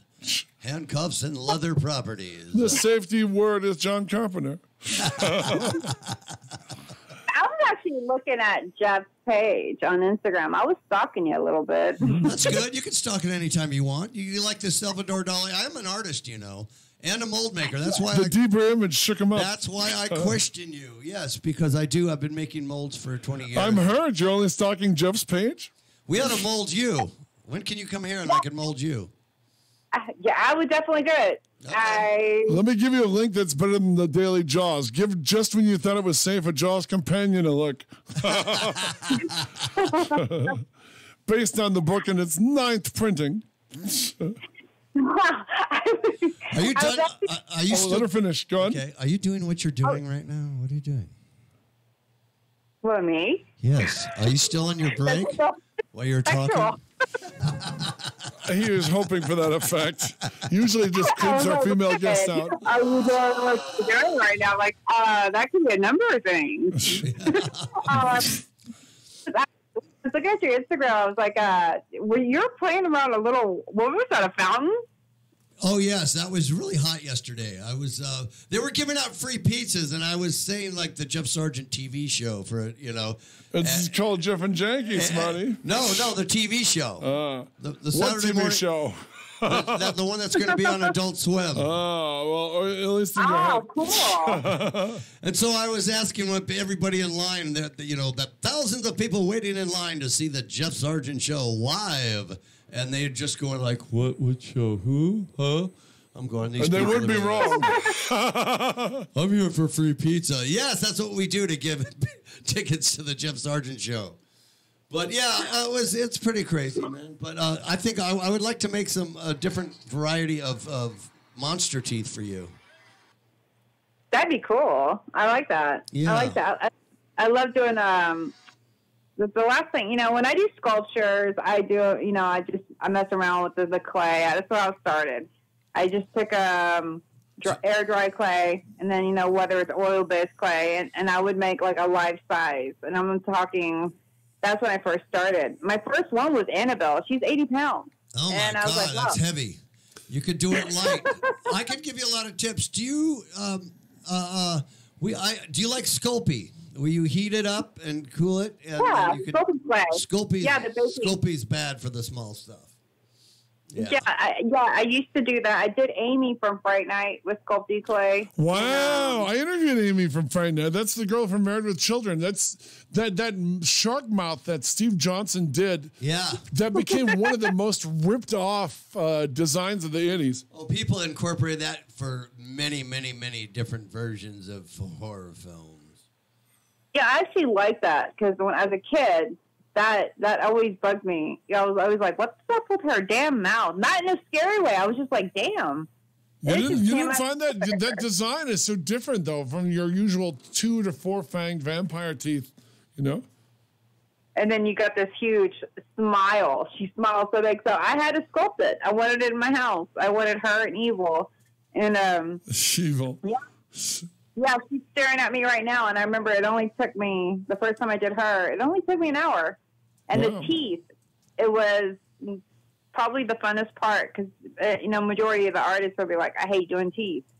And I love doing teeth. I think that's like the funnest part. When I'm doing jaws or whatever I'm making, I think I love, that's the best thing for me, is the teeth or the eyes. I would like to do a layer of like like shark teeth for you, where they have some on the inside, have the layers of teeth.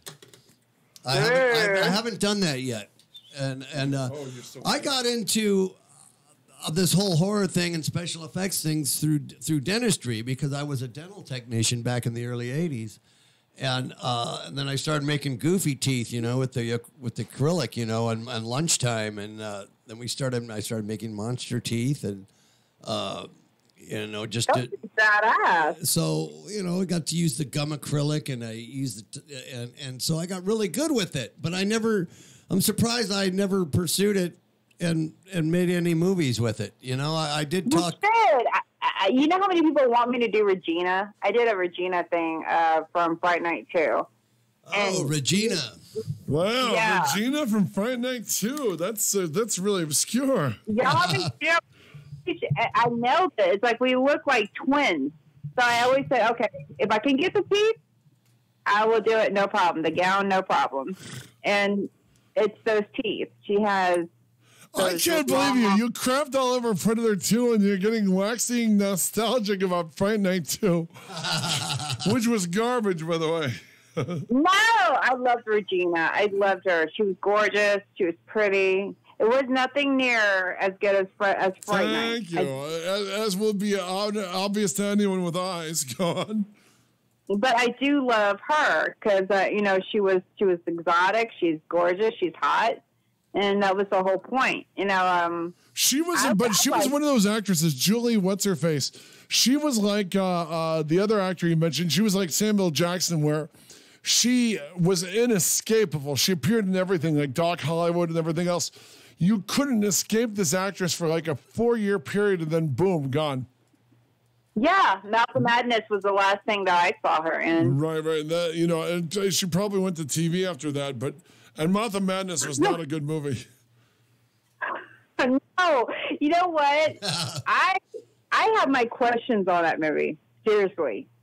Well, you just crept on my Dark Horse favorite Predator 2, and I thought, well, she's Horror Vixen 101. I'll give her props. But now you're extolling the virtues of the craptacular Fright Night 2. Actually, you know how many? There's so many people that love Fright Night 2, and yeah, they're called nuts. I do different things. It's not just vampires. I love doing different art, but there was a lot of people that saw Regina and me, so I was like, I have no problem doing it just to see what it looks like, and it was kind of like a picture-in-picture. I was like, wow, that's pretty fucking cool. I liked your teeth too, but it's the movie will never be Fright Night. No, we're not cosplaying. How we can look like these people. People do Pennywise, they do vampires, or they do anime, and I like to do different things. That's what I'm comfortable in. Usually I do Catwoman. Really? Which one? Pfeiffer, of course. Michelle Pfeiffer. Yep. We'll have to see pictures. Yeah, I don't, if you like horror films, and I am Horror Vixen 101, I'm not going to dog, any horror. I like all horror films. I really do. I just have my favorites. But Fright Night 2 is one of those. I hate the sequel that tries to restart the original. Oh, I dreamed you fought a vampire. No, there was like 20 people with you. Everyone saw you fight a vampire. I hate the sequels that pretend, oh, the original's just a dream and he has to be reminded of the relationship. It's just garbage. Well, yeah, like Colin Farrell's Fright Night. You know what? I love that one. It was written by Jane I think it was written by Jane Espenson, a really great Buffy the Vampire Slayer writer. That one I really enjoyed. You didn't like that one? I found it to be a little cheesy. I guess because I'm so in love with Fright Night, the original. They brought the original Jerry Dandridge in. You didn't think that was cool?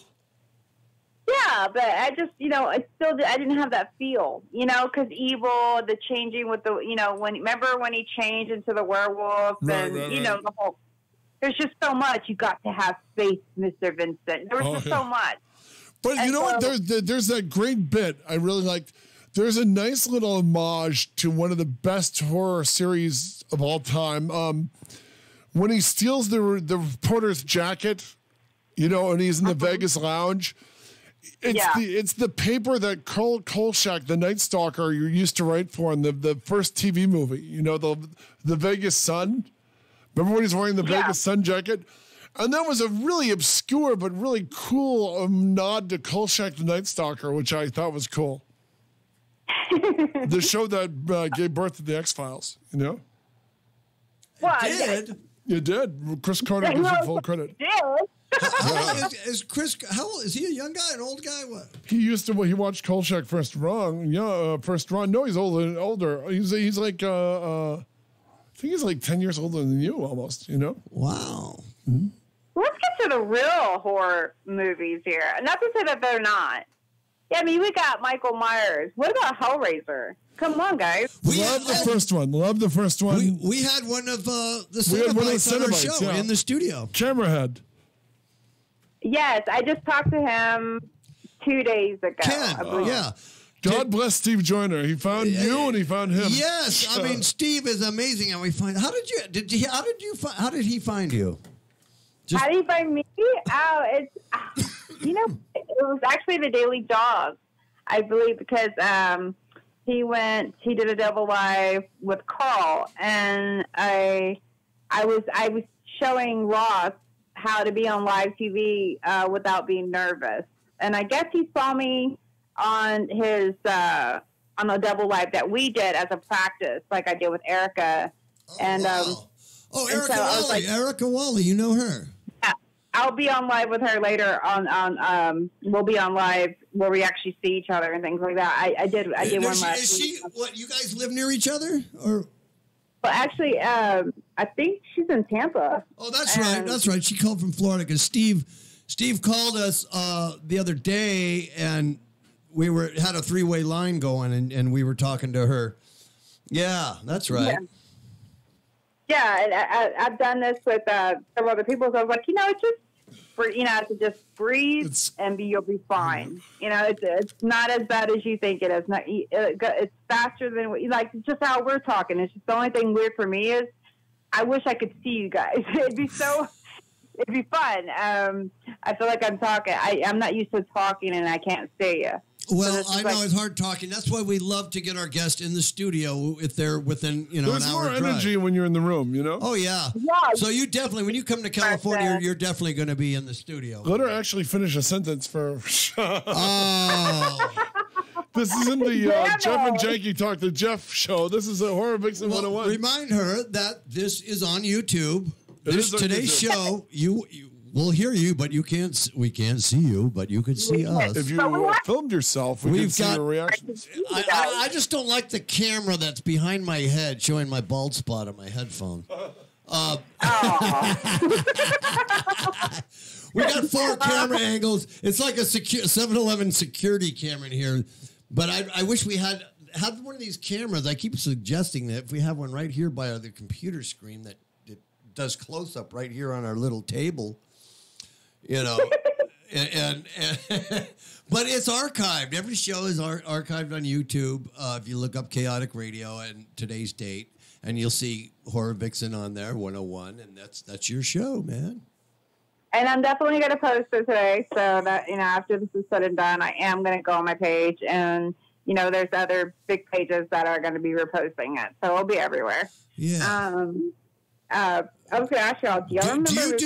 Do you do YouTube stuff too? I'm starting to. You should. I just, like I said, just recovered from surgery. It was really hectic for me, and I needed a couple of months to, get back. But you're okay now? Yeah, I'm fine. Good, yeah. But it was a major surgery, so I needed, time to Oh, feel, myself again. No, I understood, because we noticed you don't have a Facebook presence either. I mean, when you get like 10,000, the Instagram thing, but if you 10,000 hits and 20,000, you do it on YouTube and you get paid. I mean, one of these days I'll have something to go viral.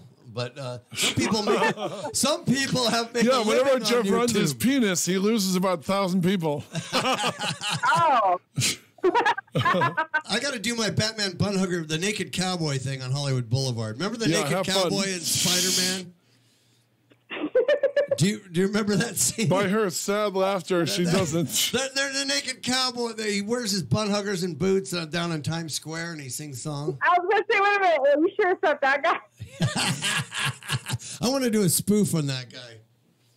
He is always there. I mean, remember the first time I went to Times Square, and I was like, what the hell is happening here? Is that the dude from Jackass? I mean, because I literally thought And the next day he was right there. And I was like, wow. And he makes a killing. No shit. That guy makes a killing with the tourists. They pay for those pictures.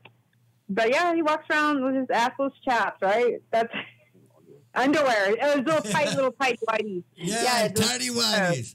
I went to, I got some Batman bun huggers I got that are, you can't get anymore. I got them back in 2012 at Walmart in Las Vegas. I only wear them for special occasions, and that's going to be on Hollywood Boulevard. Wake up, Janky! Wow. I've learned so much about my co-host today instead of Horror Vixen 101. You should see his bun huggers, man. Anyway, I'm cleverly changing the subject. Oh, so tell us more. Why do you not have a Facebook presence, Vix? Okay, so the Facebook thing. Yeah, that's basically all I did with Facebook was family, you know? And so, yeah, I wasn't really... I was more into learning about Instagram, and then there was Twitter, and then, there's too much social media shit. So I was like, Instagram was easier. At Facebook, my family, it was easy for me to have that as a private type of thing. So, I could have, privacy too. But they're not all into horror. So, that's why. And I never thought about it. I was like, yeah, Facebook's not really getting anywhere with me. But when I did Instagram, I got to meet not only just the horror community, I got to meet, producers and directors and actors, and, it was a bigger thing. So I kind of stood there, and then just this year, they were talking to me about why not do films and why not do YouTube, because, I'm really a huge comedy, goofy person with no filter. And I guess y'all know that when y'all meet me. We love how you tell you a y'all. I've never heard a New Jerseyite who used y'all. So well, we got a bag of filters here. Can you put this on for us, please? Which filters would you like me to wear? The big, busty, tattooed, no filtered gal. Y'all say gal, y'all. That's it. That's the texting coming out of me. But yeah, it's funny. Different types of voices, different types of what do you say? How do you say accents come out of me? When I'm mad, you hear the Spanish and Italian. Then when I'm talking, y'all hear the Houston, Texas. It's kind of weird. I curse you, you mother beach. Why? Well, that probably cost us 10 sponsors. That just cost us 10. One took a break for us. That's why we didn't. Any other nationalities you want to insult? We did not. we did not. We did not. No. No, not at all. That's all he needs to hear, and then you'll never get him back. He never listens to our show anyway. Maybe Dan took him with him. You think? I never thought about that. Well, have you guys talked to Dan? Oh. So today is 7-11. That's funny that you said something like that. I always worried about that too because I don't have a filter, and now we watched this guy, PewDiePie is his name, and we've seen that how he gets into a fight with this other guy named Logan Paul, and it's like it costs you sponsors if you do just little things that are wrong, and I always wonder about that too because I'm like, shit, I haven't got a filter, man. That could be a problem. But yeah, I definitely want to do it. Just talk about horror films, giveaways, contests, roast certain things, certain people. Well, there's something to be said for that. You know what I mean? I mean, now, why do you think your site got so popular? When you started Horror Vixen 101?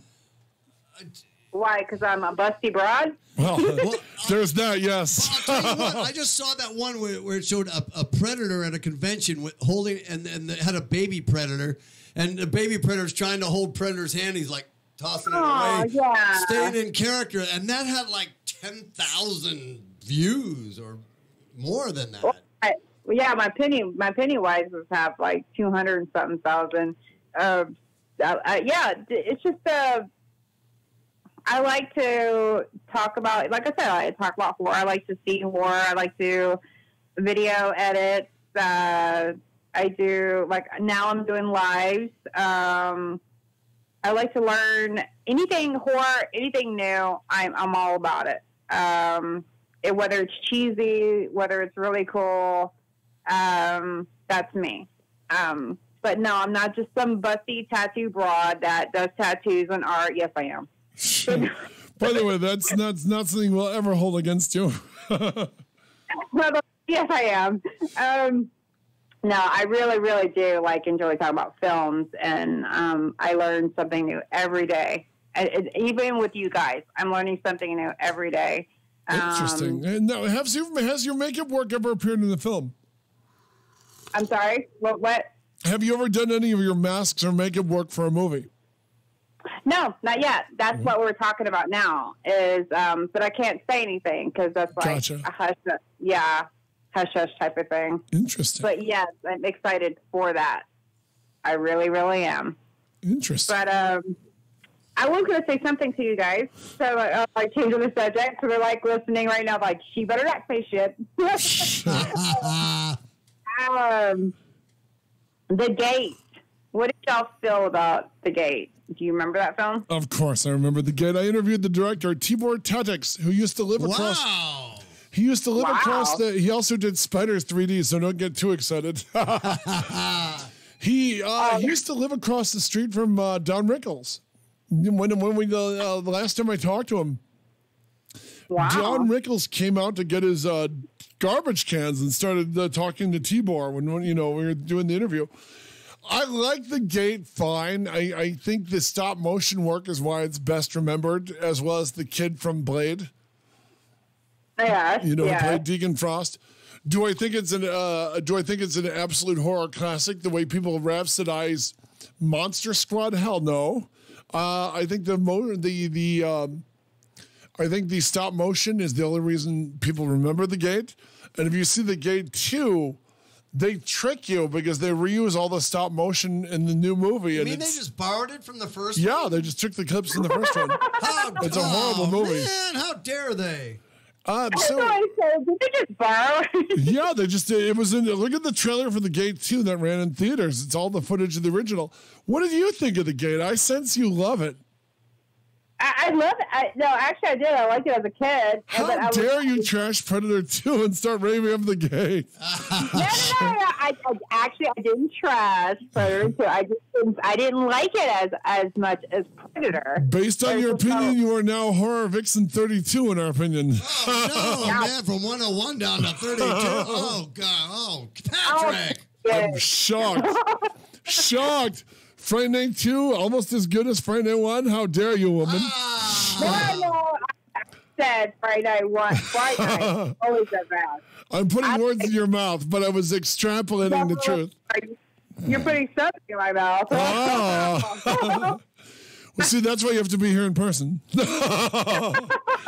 Okay, tell us more. What is amongst your favorite horror movies so we can kick you around a little bit more? The reason I brought up The Gate was because I heard they were going to remake it, and I didn't know if y'all knew anything about that. That's why I was asking. Well, there've been, of course, there'll always be remakes, and like you said, most of them are terrible, but there's some great remakes. I mean, Evil Dead. Evil Dead. It's disturbing. It's not anywhere.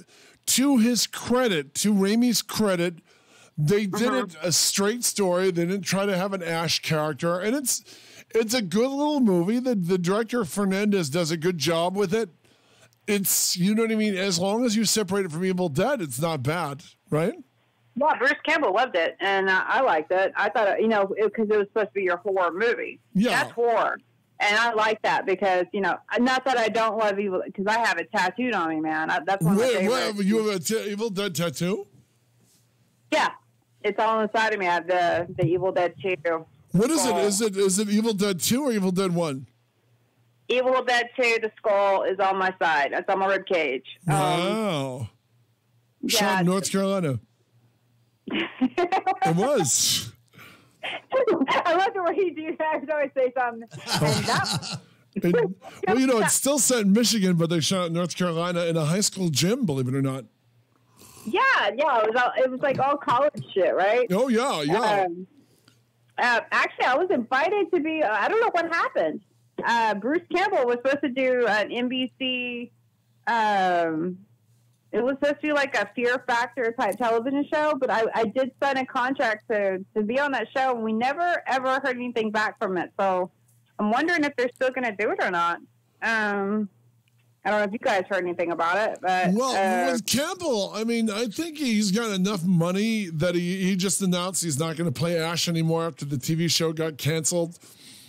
Yeah. He's probably in a position of comfort where doing a Fear Factor thing that would pull him off his Oregon ranch doesn't strike him as a good idea. That's just a humble guess.